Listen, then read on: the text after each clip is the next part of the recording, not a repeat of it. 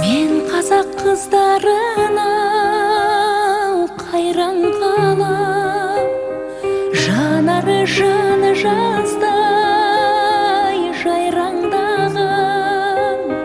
Қыз өссе елдің көркі деген сөзді